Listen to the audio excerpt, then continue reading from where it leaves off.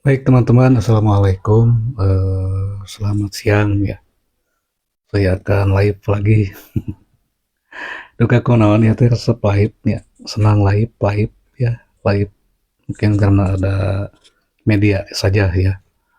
Kita saat ini atau siang ini akan mencoba mengupas atau membahas ya salah satu buku yang ditulis oleh Yuval Noah, salah satu sejarawan dunia ya, yang sudah menulis banyak buku. Namun dari banyak buku itu hanya ada tiga yang saya pandang cukup cukup apa ya, si buku itu cukup ya hebat lah. Selain hebat juga memang cukup fantastis, kemudian juga sulit sulit ditebak ya, sulit ditebak. Yang satu kan ada yang bukunya itu berjudul Sapiens, kemudian Homo Deus ya, yang kedua, kemudian yang ketiga ini 21 atau ya 21 lesson atau 21 pelajaran untuk abad ke-21. Alhamdulillah ya saya selama 5 tahun bahkan mungkin 6 tahun lebih, setiap setiap sebulan sekali itu mendapatkan pasokan di kintunan ya, di kintunan kitab, di kintunan buku oleh teman ya yang baik hati, teman yang baik hati dan tinggalnya tidak di kota Sukabumi ya, tapi ada di wilayah lain ya. Saya tidak perlu sebutkan namanya lah. Jadi sabulan teh anjeunna teh ngintun ka abdi karena tiasa 10 dugi ka 15 buku ya selama 6 tahun ini. Tapi kadang-kadang untuk tiap bulan sih ya, kadang-kadang misalnya teh 3 bulan sekali koneksi lambat. Jadi ya begitu ya, mungkin karena dia itu memang teman saya dan eh teka bunjung kebaca cenah sok we di aos ku akang terus tulis lamun ieu mah kisi-kisinya. Nah, minggu iya atau napi sasi ieu abdi kenging 10 atau 8 kitab lumayan kandalnya. Ya mungkin namanya juga buku atau kitab ya dibaca itu bukannya abdi ngapilainkeun ya, tapi ada sebetulnya teknis atau bukan teknis ya, namanya metode ya, metode untuk membaca. Pertama, karena kita itu sedang membaca buku atau kitab, jangan lupa gunakan etika ya, adab-adaban. Ya, adab-adaban membaca itu kan sambil duduk, kemudian kalau ada meja ya pakai meja, supaya apa yang kita baca itu kalau di dunia pesantren mah ya lebih berkah lah gitu. Jadi lamun cokolat baheula mah gancang asup cenah anu dibaca teh. Jadi jangan disamakan dengan dengan apa, dengan membaca status WA atau chatting ya, kan kalau chatting mah bisa sambil gogolehan ya, gogolehan teh lah kita bobogohan ya. Tapi untuk membaca buku atau kitab usahakan gunakan salah satunya adab ketika membaca, yaitu sambil duduk, kemudian ya kalau bisa mah kalau misalnya kitabnya itu memang sudah penulisnya itu sudah meninggal, kita hadiahkan dulu ya, atau kita meminta izin. Jadi bayangkan seolah-olah si penulis buku itu ada di hadapan kita. Anggap saja itu adalah sebagai ustadz atau sebagai guru virtual ya, tapi virtualnya di dalam imajinasi saja. Nah, begitu ya. Jadi kita akan mengupas 21 pelajaran abad 21 ya. Eh, ini salah satu buku yang dikirimkan oleh teman ya, ada buku karangan Imam Al-Ghazali ya. Ini buku yang sebetulnya sangat monumental ya, Tahaput Al-Falasifah, atau kalau diterjemahkan itu kerancuan para filsuf ya. Meskipun sebetulnya Imam Al-Ghazali ini tidak hendak menyitir atau menyamakan atau mengeneralisasi bahwa semua filsuf itu rancu cara berpikirnya, tentu saja kepada kelompok tertentu. Dan selama selama itu ya, selama itu terjadi memang perdebatan yang sangat sengit dan pelik, yaitu perdebatan di bidang filsafat antara Imam Al-Ghazali juga dengan Ibn Rus. Tapi itu tidak menjadi penghalang bagi umat Islam, dan justru ya ketika muncul diskursus yang panjang di dalam keilmuan, ya, di dalam keilmuan itu sudah menjadikan posisi umat Islam saat itu sebagai pusat ilmu, ya, sekitar abad pertengahan ya, sejak tahun 1000 Masehi sampai 1300-an lah. Justru ketika muncul diskursus yang panjang ya, perdebatan di dalam keilmuan tentu saja itu telah memposisikan umat Islam sebagai umat yang memang saat itu mengalami golden age atau masa keemasan. Ya kalau dibandingkan dengan saat ini tentu sangat jauh berbeda sekali ya, karena memang kita juga tidak bisa menafikan bahwa yang namanya peradaban dan keilmuan itu sifatnya itu kan seperti kurva ya. Jadi kadang-kadang kita yang mengalami masa keemasan, kemudian suatu waktu kita akan menukik tajam sampai ke titik nadir di bidang keilmuan dan ada di bawah ya. Nah, kalau kita mau berkaca kepada sejarah tentang keilmuan ya, kenapa misalnya pada abad pertengahan umat Islam ya mengalami suatu masa kejayaan atau keemasan ya, golden age di bidang keilmuan, di bidang ilmu pengetahuan. Ya salah satunya karena umat Islam saat itu betul-betul lamun aya nama melakukan panalungtikan atau penelitian baik secara kajian tekstual ya atau kepustakaan, juga langsung melihat fenomena-fenomena sosial yang terjadi, kemudian diteliti, kemudian ditulis ya, dan dibukukan atau dikitabkan atau dikodifikasi. Saya ambil contoh misalkan Ibnu Khaldun itu kan menjelajahi berbagai wilayah sambil menulis catatan. Itu kan sama halnya dengan apa yang dilakukan sebetulnya oleh oleh penulis atau oleh filsuf abad ke-16 sampai ke-18 di Eropa ya, seperti halnya Charles Darwin kan yang melakukan penjelajahan kemudian menulis setiap apa yang dia amati, apa yang dia lihat. Nah, ulama-ulama Islam dulu juga begitu ya. Sama halnya siga Ibnu Khaldun tanya, jadi lamun Ibnu Khaldun ke Balandongan misal atau ke Lio Santa ya itu dicatat itu, ditulis gejala-gejala sosial yang terjadi, kemudian fenomena sosial yang dialami atau kenyataan sosial yang terjadi di sebuah masyarakat. Nah, kelemahan kita saat ini ya kita memang mesti mengakui lah bahwa kita secara literatur juga kalah jauh oleh manusia-manusia zaman dulu kan. Ulama-ulama Islam itu sampai ada salah satu ulama ya, kalau tidak salah itu siapa? Contohnya Al-Ghazali lah. Beliau itu kan mampu menulis itu sampai 60 halaman dalam sehari ya. Padahal saat itu belum ada mesin cetak, belum ada printer ya, belum ada laptop ya. Ya justru kita saat ini eh, lebih banyak ngawangkong ya. Dan kalau dulu juga ada ngawangkong, cuman ngawangkongnya itu nggak bahas ilmu ya, lamun dina imah ngopi, cenanya tuh ngopi heula, ngopi ngobrol perkara ilmu cenanya. Ayeuna kan ngawangkongna hal-hal yang kalau mungkin kata kelompok cendekiawannya ngawangkong teh ya kita mah hal-hal yang remeh temeh lah, atau hal-hal yang naon gitu diomongkan misalkan, meskipun ya kalau kita berkiblat kepada mazhab apa, saya banyak mengatakan Stoa ya, pada mazhab Stoa apapun yang kita lakukan ya sebetulnya biasa diambil hikmah atau naonnya manfaatnya. Kita ngawangkong misalkan ya kita bisa memetik di dalam obrolan yang kita lakukan itu naon sih poin-poinnya ya, kemudian kita jadikan hikmah dan kita jadikan semacam pelajaran begitu ya Pak Amran ya.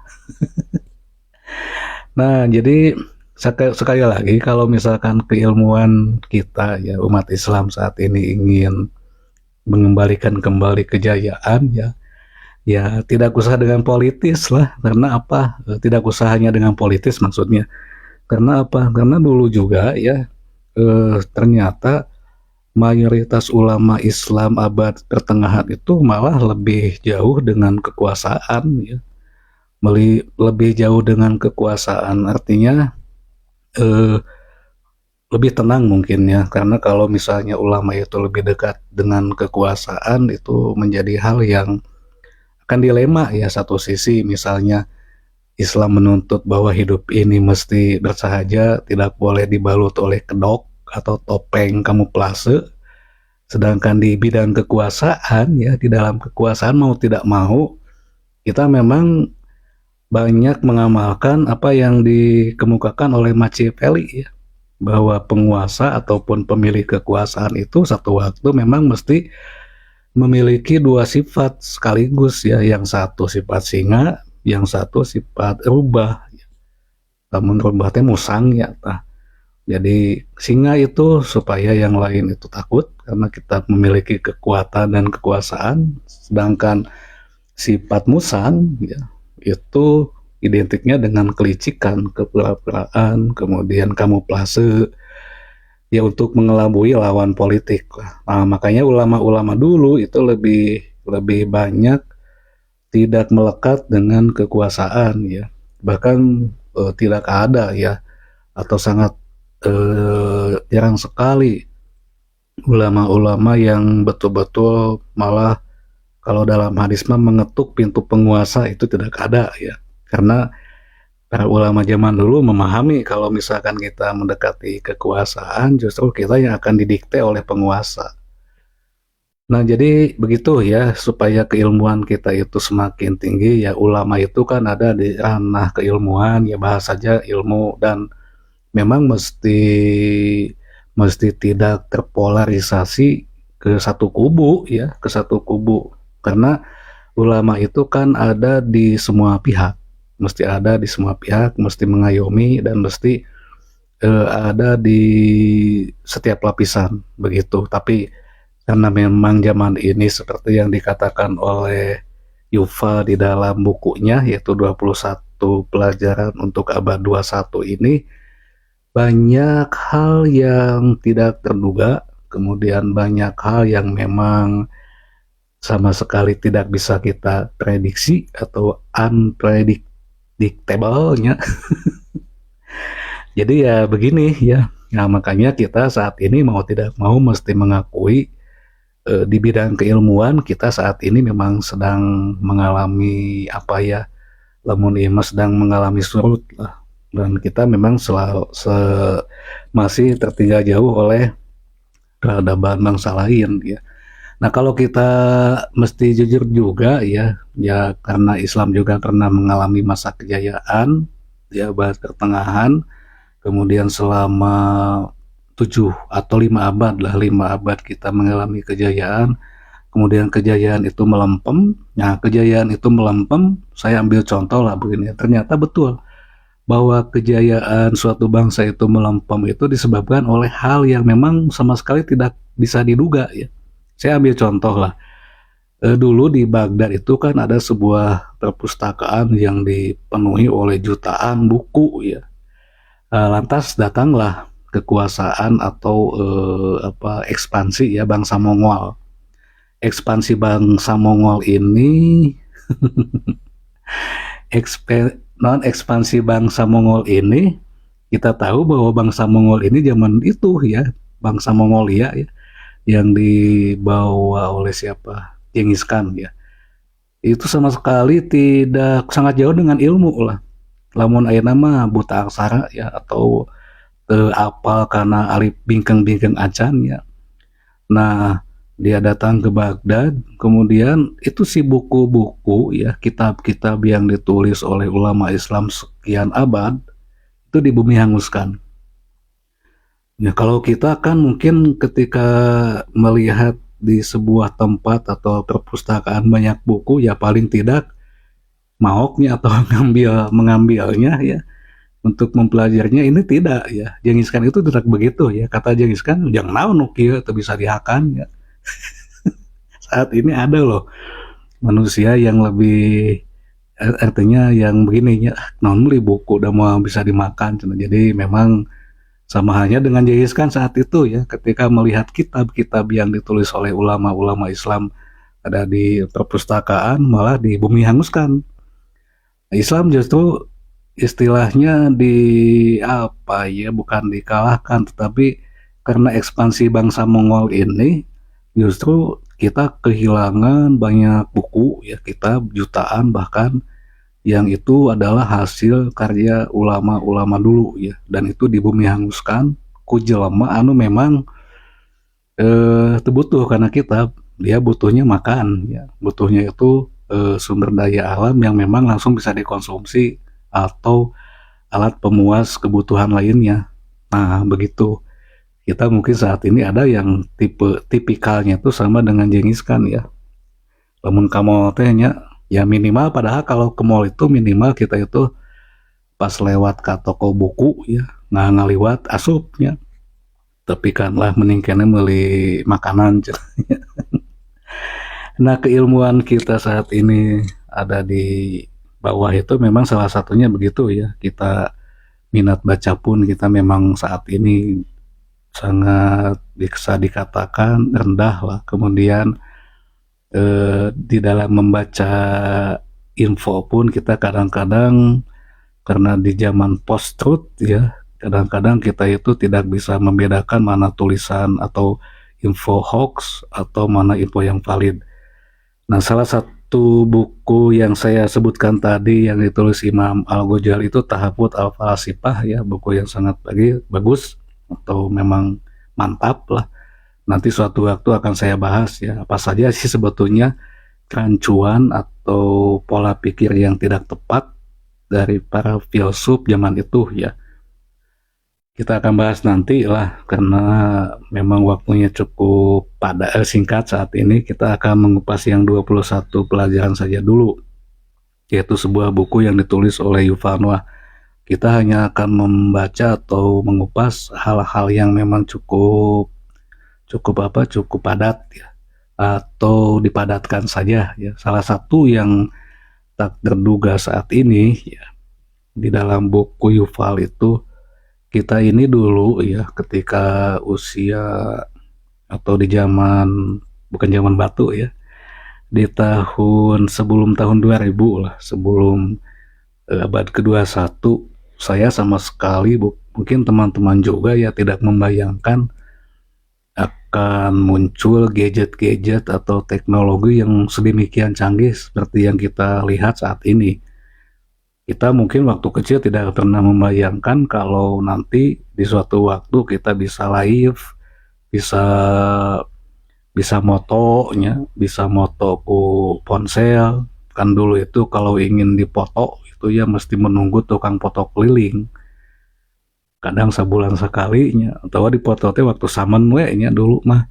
Nah saat itu ya kita tidak bisa membayangkan bahwa kita pun bisa selfie, bisa wifi no, bisa selfie ya, kemudian bisa ngawangkong tanpa ketemu langsung tapi melalui gawai atau gadget.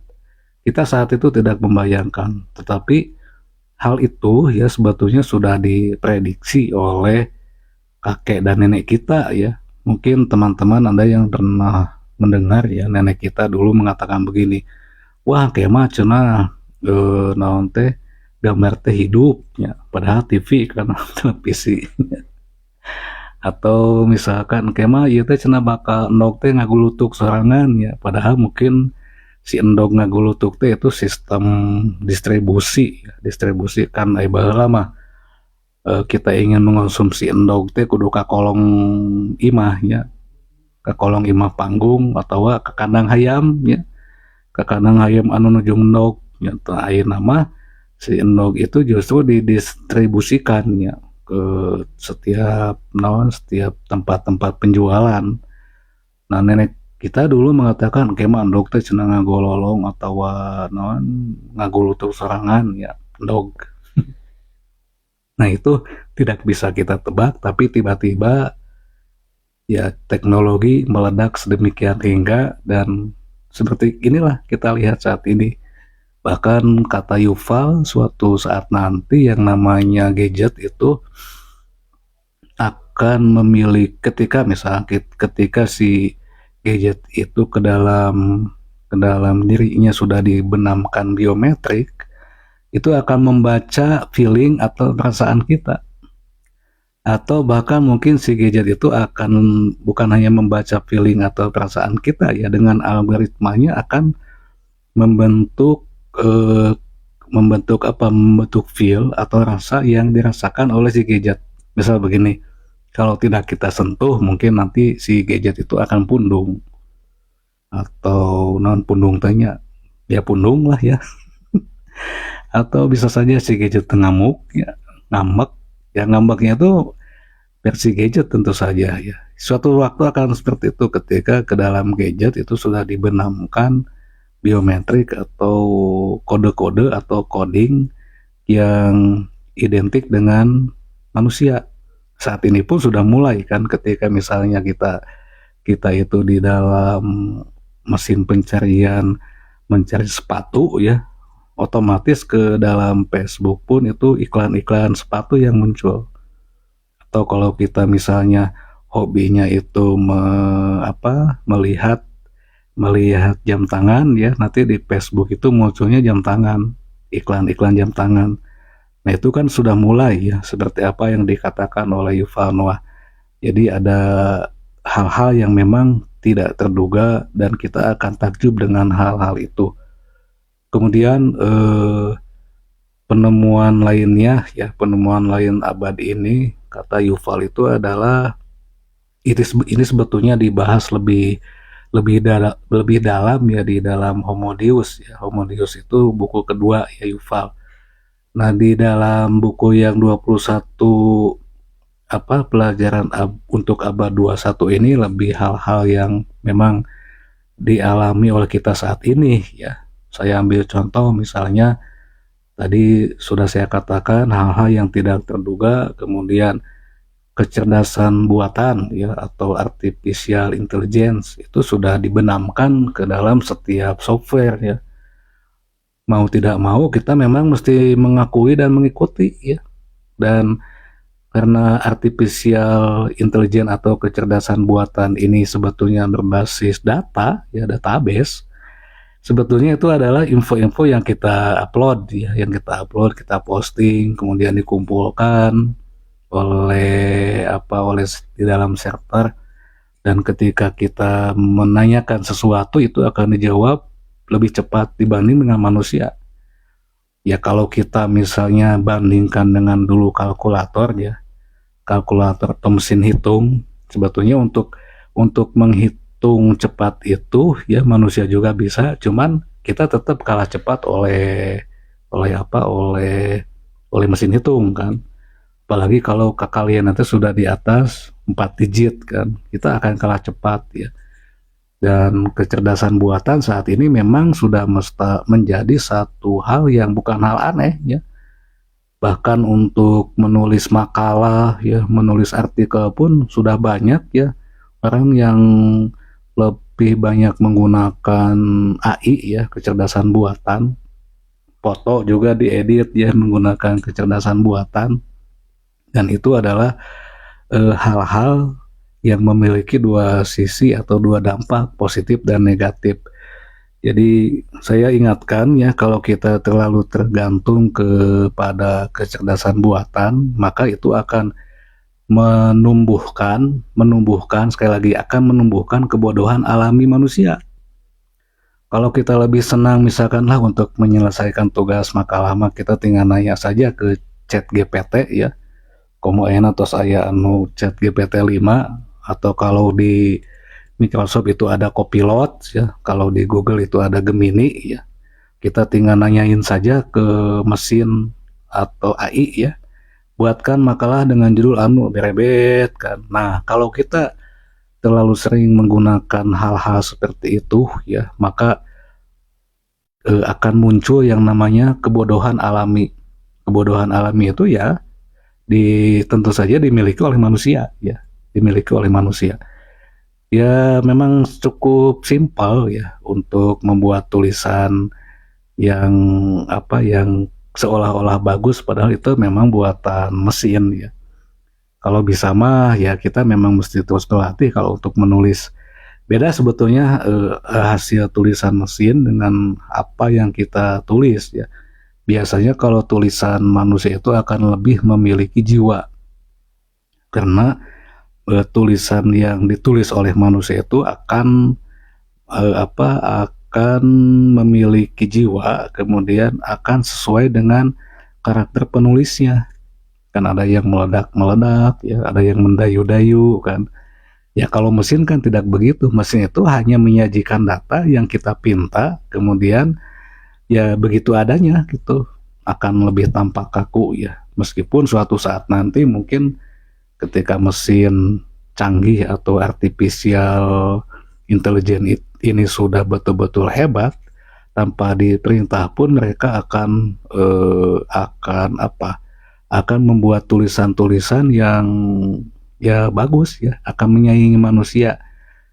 Kita mungkin pernah menonton sebuah film ya, Will Smith ya, iRobot, ketika mesin-mesin yang dulu sebelumnya itu diciptakan atau dibuat oleh manusia untuk melayani manusia malah menjadi musuh manusia dan menjadi musuh ya. Tapi tenang ya, ternyata justru di babak akhirnya manusialah yang tetap tampil sebagai pemenang. Apa sebab? Ya karena memang mesin-mesin buatan ini juga dibuat oleh manusia ya, bukan oleh siapa-siapa. Saya juga kan termasuk jalmi meyakini bahwa suatu waktu karena kita memang tinggal di alam dunia, mesin-mesin buatan, kemudian kecerdasan buatan, bahkan gawe dan gadget yang diproduksi oleh manusia ya akan mengalami kepunahan juga. Kita akan kembali ke titik nol ya. Kita akan kembali ke zaman seperti 17.000 tahun yang lalu, hanya mengandalkan bahasa ya, hanya akan mengandalkan tulisan yang ditulis di batu ya. Suatu waktu mungkin kita akan kembali ke sana ya. Ketika misalnya manusia sudah merasa bosan ya, atau misalnya emosi manusia yang meledak-ledak, kemudian karena kita saat ini sangat khawatir sekali terjadi perang nuklir ya, bisa saja kan si server-server yang ada di California ya, yang ada di Singapura atau di negara manapun itu di bumi hanguskan dan kita akan kembali ke titik nol peradaban atau turning point of civilization. Nah begitu. Ini satu ya tadi bahwa di zaman ini memang banyak kejutan yang tidak terduga-duga. Yang kedua bahwa kita jangan sampai menjadikan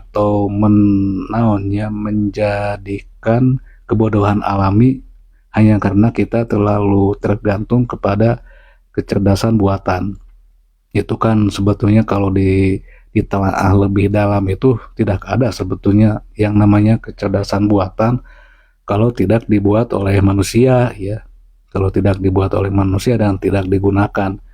Makanya bagi siapapun yang senang atau gemar menulis, saya selalu mengingatkan silakan tulis hal-hal yang ada di sekeliling kita yang memang belum ada di dalam internet ya, atau di dunia virtual ya, silakan. Kan banyak sebetulnya yang bisa kita tulis yang memang belum dibuat masalah itu, yang belum dibuat atau belum ditulis ya oleh kecerdasan buatan begitu. Mudah-mudahan tidak itunya Irna nonton mixna mau habis kayaknya ininya baterainya. Kita nyalain yang satu lagi sambil menunggu kucap-kucap gitu. Ini mau habis baterainya kayaknya. Penyalain mah kamu. Nah iya. Oke, tes masuk ya. Yang kedua tadi ya bahwa kita tidak mesti membangun kebodohan alami, kemudian kita terlalu tergantung atau naonnya adiktif lah oleh kecerdasan buatan di abad ke-21 ini. Kemudian pelajaran ketiga yang mesti kita ingat bahwa kita itu manusia ya. Kita itu manusia, manusia itu tentu saja berbeda dengan mesin ya. Manusia itu kan memiliki feel, kemudian memiliki emosi, kemudian juga memiliki komponen-komponen lain yang memang jauh berbeda dengan mesin. Jadi usahakan ya naon teh ya kita jadikan bahwa kita memang beda dengan mesin lah gitu. Kita bukan mesin yang bisa seenaknya didikte oleh mesin ya. Kita saat ini memang kalau berpikir jernih ya, memang kita itu terlalu mudah didikte oleh apa yang ada di luar diri kita ya. Ketagihannya betul-betul loh, kita misalnya ketika bangun boboknya, gugah bobo, si panangan teh neangan HP, si tangan itu neangan HP ya. Kenapa makin neangan HP ya? Karena kita adiktif ya. Adiktif itu sangat butuh dan tergantung sekali dengan ponsel. Makanya kalau bobotnya tebihkan ya, usahakan jauhkan paling paling paling jauh misalkan 2 meter lah, jauhkan ya, supaya kita tidak terlalu didikte oleh ponsel kita. Ada juga yang misalkan setiap saat itu, setiap detik tuh mana HP gitu kan, ada yang begitu ya. Atau bahkan ketika kita sedang ngawangkong ya, meninggalkan HP gitu. Nah jadi itu yang menjadi kita memang menjadi mudah didikte ya oleh media, mudah didikte oleh gadget, mudah didikte oleh gawai yang kita miliki. Ujung-ujungnya muncullah ya yang namanya kemelekatan. Yang namanya kemelekatan itu artinya kita memang seolah-olah tidak bisa pisah dengan apa yang kita miliki. Nah suatu waktu ya contohnya begini, ketika Facebook gangguannya, wah kacau itu ya. Aduh cenah bisa ngupdate status. WA gangguan itu wah patiweuhnya. Itu karena apa? Kemelekatan ya. Dulu mah kita kan alhamdulillah ya, kita sebagai generasi X dan Y itu artinya mengalami masa kehidupan sebelum ada gadget, sebelum ada gawai. Bahkan saat ini kan anak-anak balita bahkan bayi saja bisa jempling ku HP. Ayo nama asli itu. Banyak pengalaman yang saya lihat, yang saya alami ya ketika melihat anak nangis dikasih HP jempling langsung. Itu adalah kemelekatan. Bukannya tidak bagus ya, artinya kita memang mesti ada tahapan-tahapannya. Sama salah halnya dengan saya sebagai generasi X, dulu memang ditempa ketika misalkan bahwa ketika ada satu masyarakat, satu orang penduduk ya yang memiliki telepon itu cukup mewah ya, dan digunakannya pun ya hanya sesekali saja. Dan saya juga mengalami dengan teman-teman generasi X dan Y tidak memiliki HP ya, can aya HP pada saat itu mah ya. Kemudian kita masuk ke fase HP-HP yang memang dianggap jadul, dan saat ini kita memasuki fase-fase yang memang cukup canggih ya.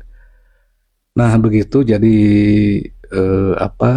saya lebih senang ya teman-teman ataupun sahabat-sahabat sok kembali lagi kepada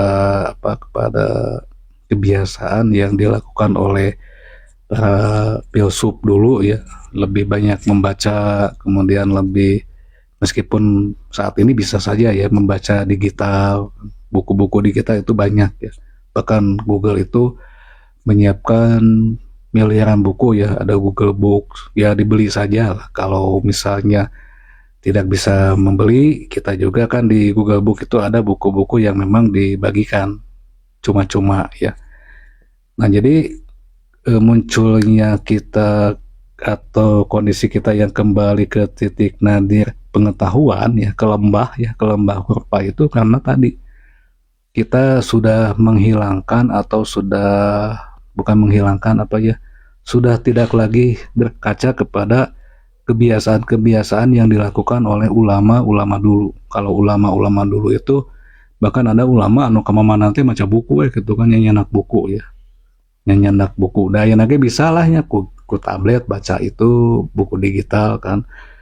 Kemudian wangkongan ya, ketika ulama-ulama dengan siswanya itu bertemu ya, yang diwangkongkan pun ilmu ya. Ya saat ini kan kita lebih banyak ngegibah ya. Ngegibah ya, ngomongkan kejelekan ataupun apa ya, ngomongkan lain lah. Saya juga kadang-kadang terjebak ya ke dalam gibah itu ya, karena cenah aya nu ngomong kieu, abdi mun teu ngagibah teh asa leuleus cenah ya. Ngagibah yang jelek-jelekan orang lain, padahal apa yang kita perbincangkan tentang orang lain ya, apalagi kejelekannya itu sudah diwanti-wanti loh oleh siapa? Oleh Allah, bahkannya di dalam dalil bahwa orang yang menjelek-jelekan orang lain itu sama dengan memakan bangkai. Memakan bangkai.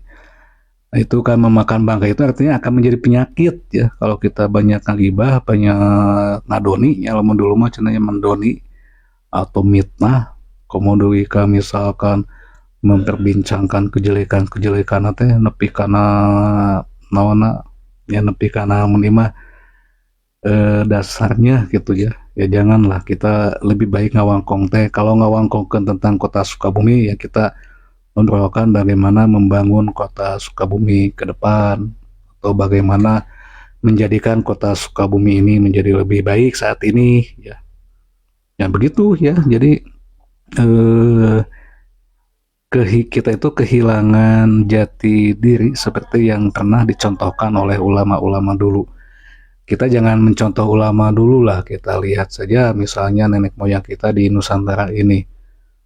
Nah, bagaimana nenek moyang kita bisa membuat sebuah candi yang kokoh, yang saat ini bisa kita lihat, yang saat ini bisa kita kunjungi. Itu sebetulnya pesan ya bagi kita, bagi generasi saat ini. Nah, kalau bikin bangunan, terus jika saya kayak kami bikin bangunan itu kokoh dan bisa dinikmati sekian abad ya, dibandingkan dengan kita saat ini. Saya juga kaget juga ya ketika naon jalan tol anu di Bocimi itu ya ada yang naon longsor ya, atau ada yang runtuh ya, padahal can setahun acan atau mungkin setahun lebih lah.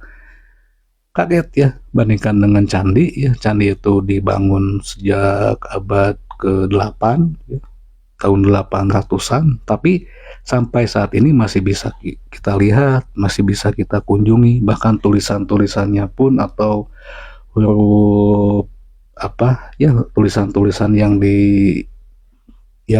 ada pada dinding candi itu masih dapat kita baca ya, masih dapat kita lihat, dan masih dapat kita terjemahkan pesan-pesan di dinding candi itu ya. Nah begitu ya, jadi 3 dulu ya, kita akan lanjut nanti pesan-pesan yang disampaikan oleh Yuval Noah ini di dalam 21 lesson for 21 century. Duka betul duka itu macan atahnya. Namun di bahasa Indonesia kan 21 pelajaran untuk abad ke-21. Nanti juga kita akan mengupas kitab-kitab di dunia Islam ya. Saya akan bahas nanti salah satunya Tahafut al-Falasifah, kemudian nanti kan dijawab lagi oleh Ibn Rus, Tahafut ya. Sangat hebat sekali ya perdebatan atau diskursus ulama-ulama Islam ini sampai mampu menghasilkan kitab. Kalau kita mah pas sehatannya palo-baloba omongnya lain ngahasilkan kitab, malah ngahasilkan nog dina ieu tah dina mastaka.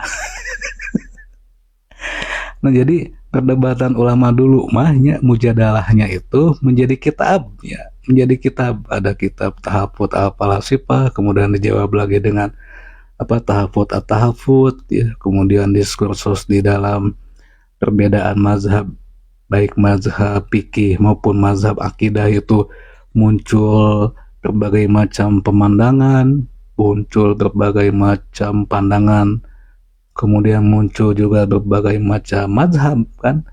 Munculnya mazhab-mazhab atau aliran ini memang karena menggunakan ini akal sehat ya. Daripada pasea adu sungut ya, nepi ka silih jelek-jelekeun mending berdebat atau mujadalah itu wajadilhum non teh jadi mujadalah secara baik-baik, yaitu dengan mengedepankan atau mengajukan argumentasi-argumentasi yang berbau keilmuan. Nah, kita mungkin suatu saat nanti akan kembali lagi ke sana lah. Karena kita jangan pesimis, kita mesti tetap optimis. Sekali lagi saya ingatkan bahwa kurva peradaban itu begini ya. Jadi dulu kita ada di atas, saat ini ada di lembah, nanti juga kita akan ada di puncak lagi. Tapi tentu saja dengan waktu yang memang cukup lama lah. Islam itu mengalami masa kejayaan sekitar abad ke-8 sampai 13 kan 5 tahun 5 abad ya, 500 tahun kemudian. Saat itu justru Eropa mengalami era kegelapan, makanya disebut dengan Dark Ages. Kemudian Eropa itu muncul lagi ya, mulai menapaki kembali titian dan sampai ke puncak peradaban sekitar abad ke-16 ya sampai saat ini. Kalau di abad ke-16 sampai abad 21 ya mungkin sudah 5 abad ya. 5 abad, namun nanti suatu waktu kemungkinan yang namanya peradaban itu justru milik semua manusia, semua kelompok, semua golongan ya. Semua akan mengalami masa kejayaannya secara bersamaan ya. Nah, di situ mungkin ya sesuai dengan apa yang diprediksi oleh para para pengamat masa depan ya, para visioner, bahwa ketika kita mengalami kejayaan secara bersamaan di semua tempat, ya kita akan mengalami stuck pasti itu. Karena hukum di alam ini memang ketika semua itu merasa sudah cukup, ya itu akan stuck atau akan hidup masing-masing saja. Nah, begitu. Ya, jadi mudah-mudahan apa yang saya sampaikan ada manfaatnya. Kita lanjut besok lah. Kita akan jalan-jalan lagi besok dan kita akan mengupas salah satu kampung yang ada di kota Sukabumi. Kemudian siangnya Damelnya, nanti malamnya besok kita akan kupas lagi apa saja sih yang mesti kita siapkan di dalam kehidupan ini, apalagi di abad ke-21 yang memang banyak dengan tantangan ya. Apalagi untuk generasi Z dan Alpha nanti ya. Kalau generasi X dan Y memang sudah mengalami tempaan ataupun nanti ditempa ya, namun bedogma ditempa di sebuah pandai ya.